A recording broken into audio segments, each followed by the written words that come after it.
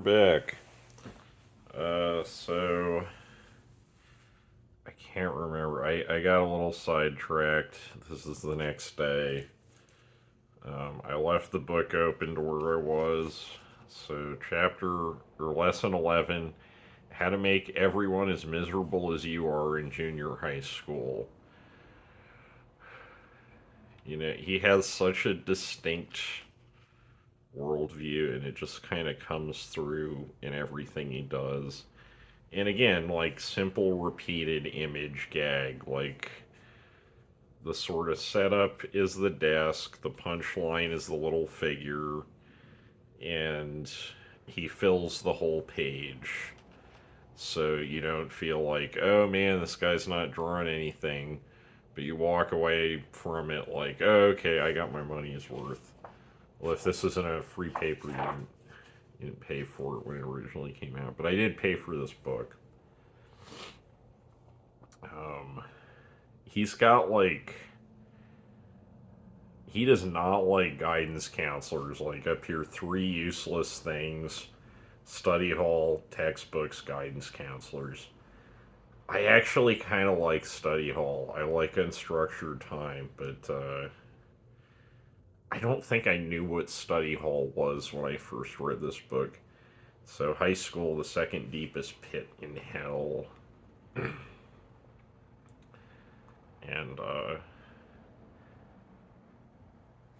yeah, this is such Gen X stuff. Did you know the best work is that which is done at the last minute? Did you know shopping malls are actually kind of boring after a while?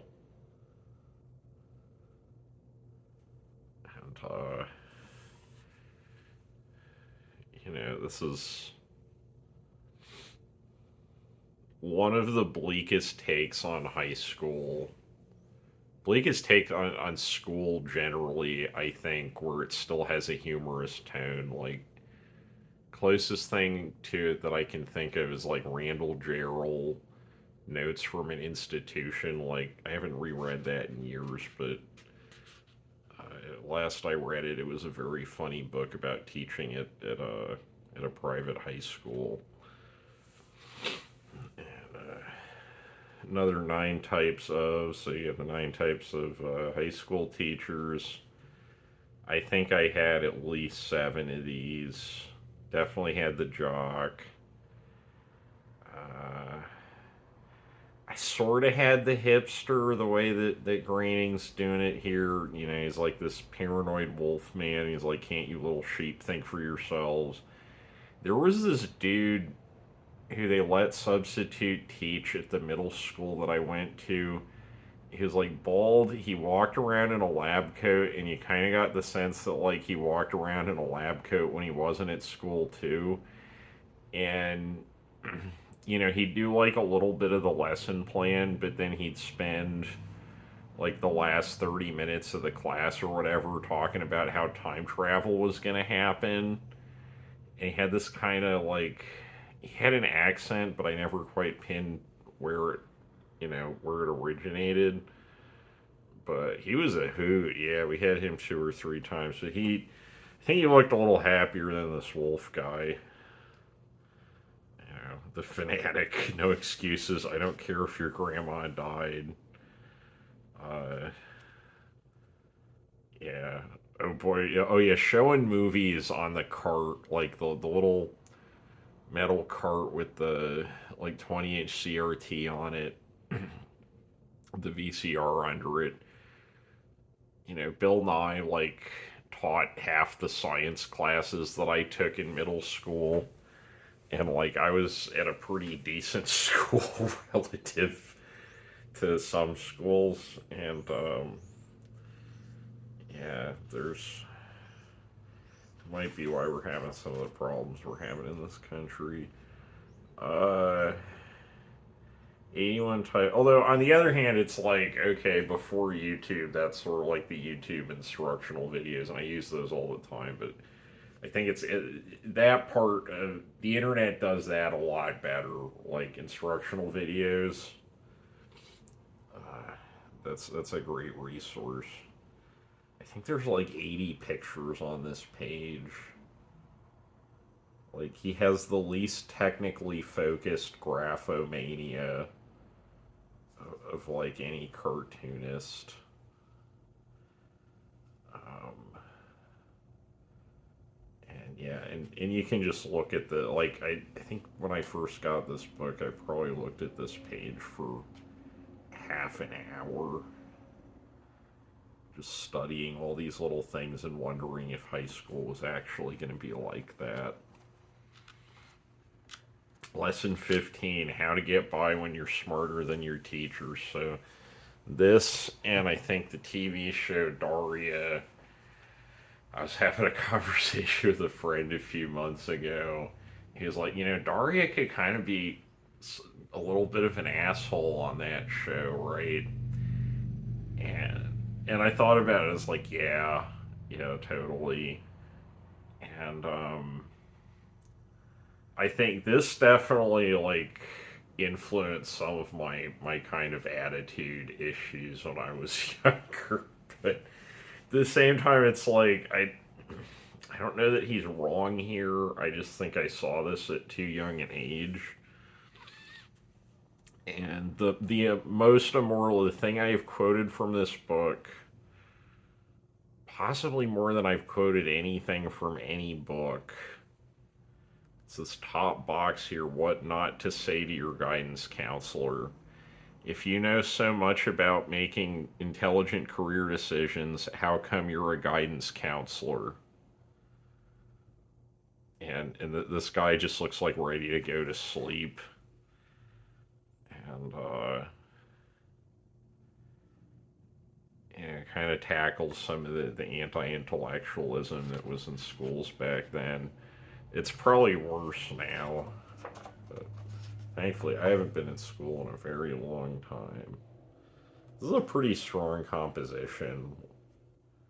He has these few figures and he arranges them in a way that we haven't seen before. It makes a nice centerpiece and it breaks up a lot of the text stuff on the pages.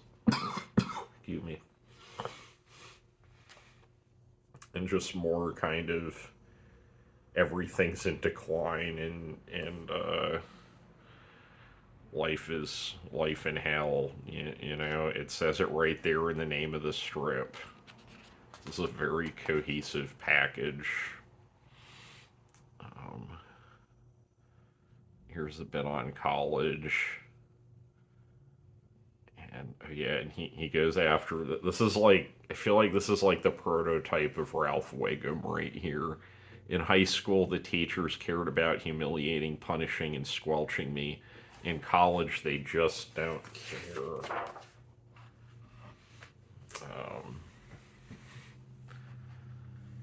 College. He calls them college teachers. He doesn't call them professors. That's so funny.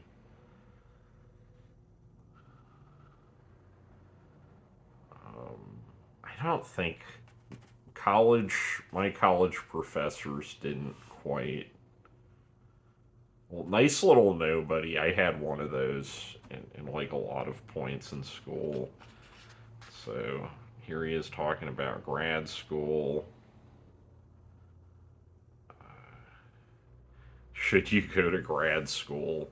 And yeah, this doesn't even have pictures, but just by what it's next to, and the fact that it's in a rectangle on a page kind of makes it comics. Sort of interesting that he breaks the panel border on the very top, and for like an ear, odd choice. Like, I don't think he does that very frequently. I feel a deep need to continue the process of avoiding life.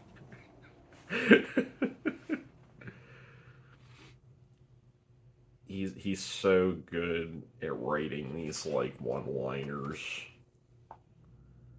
And yeah, and here the text is the entire gag. Like, he draws the little head and it's just this like brick of text. And Sometimes it just gets surreal, right? Like bonus points you may wish to add to your lifetime score. What is your lifetime score? I don't know what that is. By giving up one or more of the following: your brain, your body, your soul. And I think the second most quoted thing in this book on my end is this thing, the grade school and grad school chant. School's out, teacher let the monkeys out. One went east, one went west, one went up the teacher's dress. School's out, teacher let the monkeys out. One was jailed, one prevailed. Both asked God, how have I failed? And, these are some of the best written comics. Like the same way that I'd say if you're trying to learn how to write prose, one of the best books to go to would be like James Thurber, My Life in Hard Times. Maybe we'll take a look at that because it's not like super heavy writing, but just every sentence works, and you can kind of see because it's in such small bits. Like it's a lot easier if you got a pencil or something to start breaking down sentences and seeing how Thurber writes, and Thurber's one of the most elegant writers in the English language for my money. And Groening has a little bit of that. He could have made it as a prose writer, but I think I prefer it in this form. And he did pretty okay for himself. Here's kind of like Calvin and Hobbes did this kind of thing where the kid finds a dead animal. Although Calvin and Hobbes, I think, takes a little longer to resolve it. Uh, his mother calls him for dinner. He's just like, the theological implications are staggering.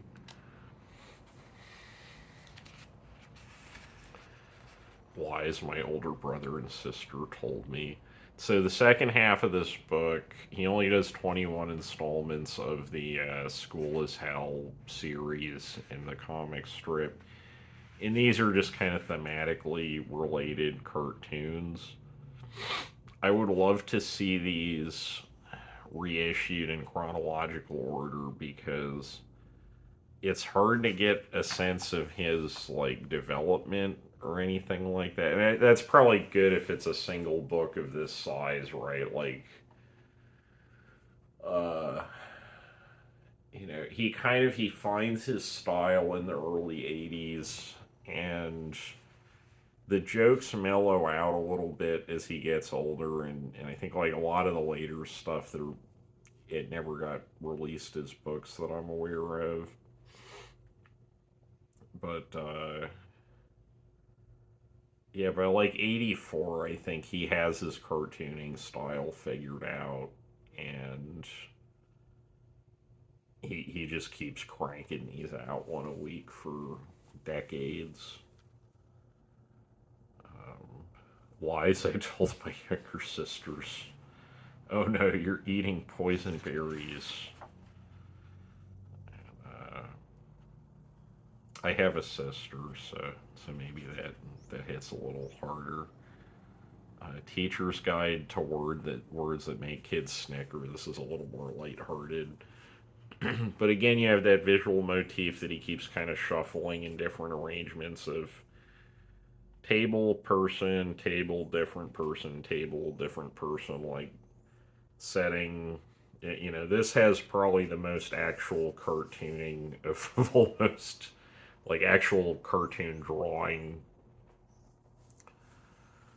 of almost any comic strip in this book. Oh, these are great. My fifth grade diary. I always kind of wonder. So, I guess first explain what this is.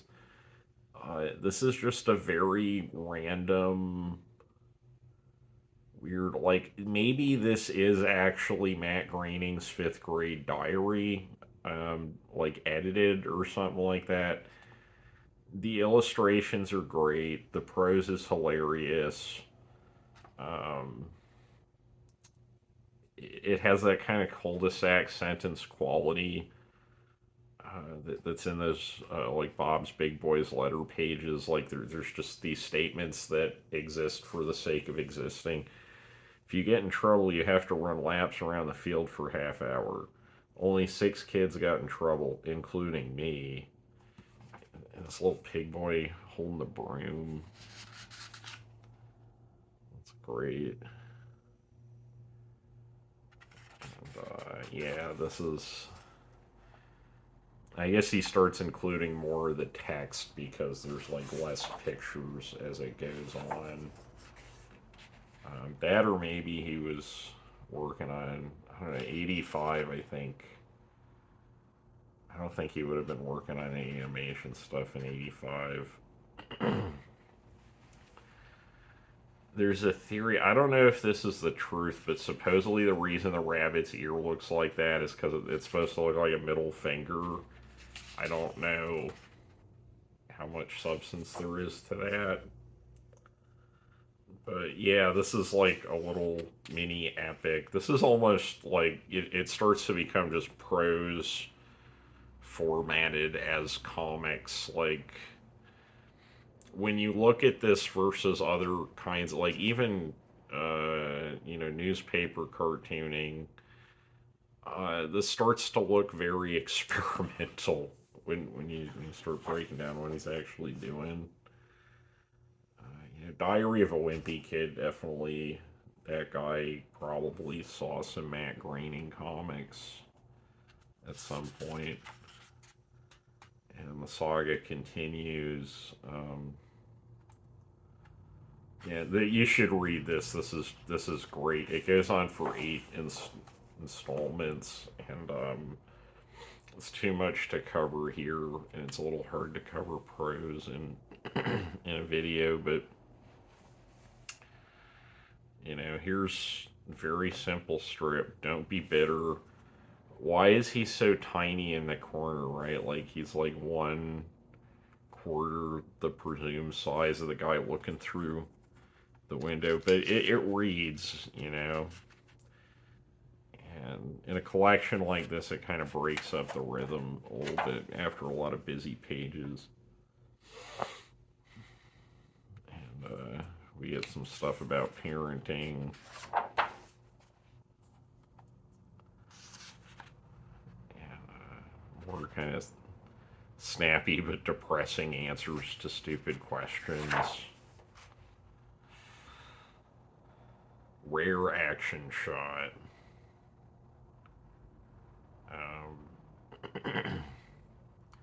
I think Groening kind of understood the fundamentals of how comics language work, but he just didn't have the drafting ability. Because like you watch early Simpsons, the framing, the pacing, the compositions, it's pretty well varied. I mean, not that he's doing all that stuff, like bringing in Brad Bird probably helps a lot in that department. But he doesn't end up just completely tied to this, standing straight up kind of cartooning. The way that like if you watch like a Seth MacFarlane cartoon, that a lot of times the characters just if they're not gesticulating, their arms like literally look like they're just glued to the sides of their body, right? And he doesn't do that. Well, I mean, he does that here, but like when he gets the opportunity to, he doesn't keep that stylistic tick the way that MacFarlane did. Um, and I think that's that's one of the bigger weaknesses of those cartoons, but that's another video. Um, yeah, and this is just a lot of fun. There's a lot to look at. I think most of the points I was going to make about yeah, this is sick. I still think about this. This was like the first ever like diagram of a dream house I ever saw. and it's so ridiculous. But when I was younger, like, I mean, it kind of just looks like a Royal Caribbean cruise ship or something. Now that I'm looking at it, like, it has that water slide thing at the top, has the various decks with the entertainment and amenities. It just doesn't have any cabins.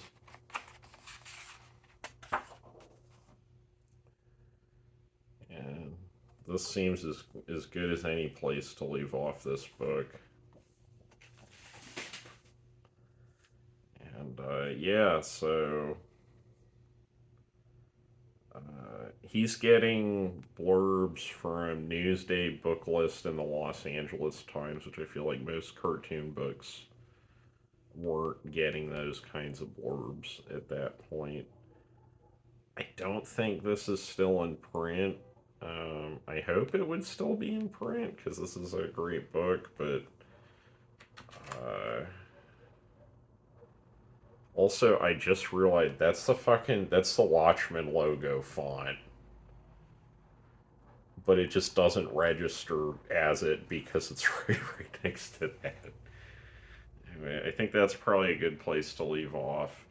These videos are brought to you by our store in sunny, scenic Ballston Spa, New York. Come by, take a visit, say hi sometime. We're open Wednesday to Sunday.